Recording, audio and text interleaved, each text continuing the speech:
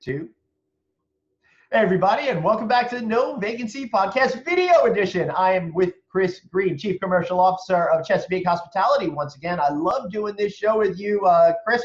They're short, to the point, and the issue that I want to talk today is the whole notion of now that revenue per available room is starting to slip. It's not as strong as it was before. I think now is the perfect time to start thinking about that revenue per available customer. What is each individual customer worth to you in aggregate? Not just thinking about how much they are spending on a room per night. How do you see it at Chesapeake Hospitality, Chris Green? Yeah, that's a great point. I mean, if you haven't been doing this, you're probably a little behind the curve. But what we look at is total spend. I mean, you've heard from the brands, total share of wallet. That's really about how much they get compared to each of the other brands. We look at how much of your stay value is impacted and delivered at the hotel level. Right. So if we can capture you across all of our outlets, across banquet services, in our grab-and-go pantry, on our Wi-Fi services at the Tiki Bar, then the value of your $100 room or your $200 room just goes up to a $400 stay. Right. So what we've done is we've looked at where the travelers are coming from, what the reason they're traveling for, and then how to engage with them pre-stay and during their stay to drive share of their spend while in our city. And really, it's been very successful. We've seen real growth in F&B, ancillary revenues. We have a lot of things that engage, like in our Hotel Alba in Tampa, we added a whole bunch of just fun bar kind of games, shuffleboard and foosball, to retain them longer, to spend more time, to drive one more drink. And we're tracking all those things. Right, and just think about it. If you could drive one more drink, that is so much profit that you could drive to the bottom line, not just every single day, but each day of the year. I think that's a really great point, Chris. But what about group business? We've been focused so much on the transient traveler. We sometimes take that group business for granted, but that could be a highly profitable equation when you think about that available customer revenue as opposed to what you're just getting on the room, right?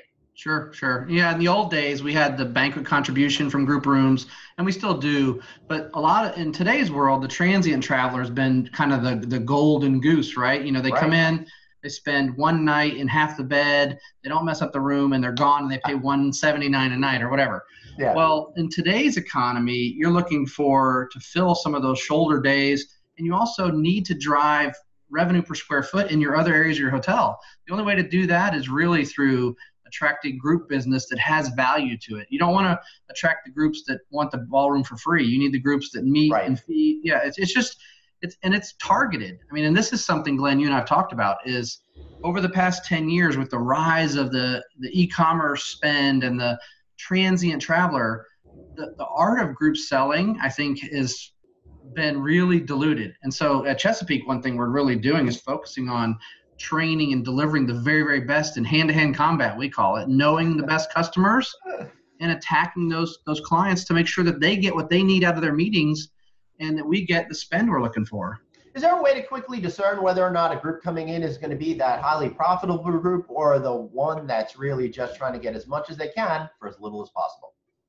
I don't know if there's an easy way. I mean, there's certain types of groups, different types of business that tend to require more hand-holding or maybe less profitable. But remember, every group can be profitable if it's put in the right spot on the right days. Now, you can't come Tuesday through Thursday in Midtown Atlanta and expect to be at this high value, low price point. You're going to pay. But if you want to come in and arrive on a Sunday and check out maybe Tuesday morning before all my business travelers, then every group has a place. And that's just being focused and granular. Great. I love it. And I think that's really the lesson that we want to take away today, right? As it becomes more difficult to keep pushing those rates, we need to think about different ways to engage the customers. And getting that customer that's on site to spend more money is a lot easier way of going about it, as opposed to finding a lot more customers to continue to stay in your hotel, right? You know, Glenn, the thing I would leave you with, and to all my fellow hoteliers out there that I've been thinking about a lot is we've been on this massive run. You know, I remember the run before 08, 09. It was massive. It was so fun.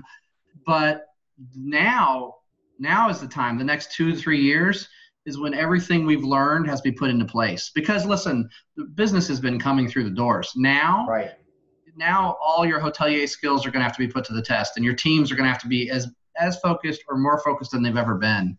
Right. And I got to tell you, unfortunately, Chris, you guys are going to have your job cut out with you because you're so good at your job and you've taken out so much of the fat and created all of those efficiencies during that downturn that unless you've gotten sloppy and lazy, it's going to be a lot harder to find out new ways to reduce those expenses. So I wish you a whole lot of luck, Chris. And I know that at Chesapeake Hospitality, you're going to be highly successful as we enter a period of uncertainty, perhaps.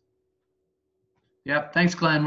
It's gonna be fun. I like these times because it makes us really think hard. Yeah, that's great. And if you could really create results, that's when you're going to continue to be able to build the company that you're working with. And of course, that's Chesapeake Hospitality, where Chris Green serves as Chief Commercial Officer. Now, I want to thank you guys for watching today. Be sure to join us every single week here. We're on LinkedIn. We're at novacancynews.com and everywhere that you'd like to get all of your content. Listen to our podcasts every single week. We're doing 5 of them right now. We got the No Vacancy podcast as our lead, but a lot of other shows too. We got to get you back on there again, Chris. So until next time, this is Chris Green and me, Glenn Hausman. Thanks for watching.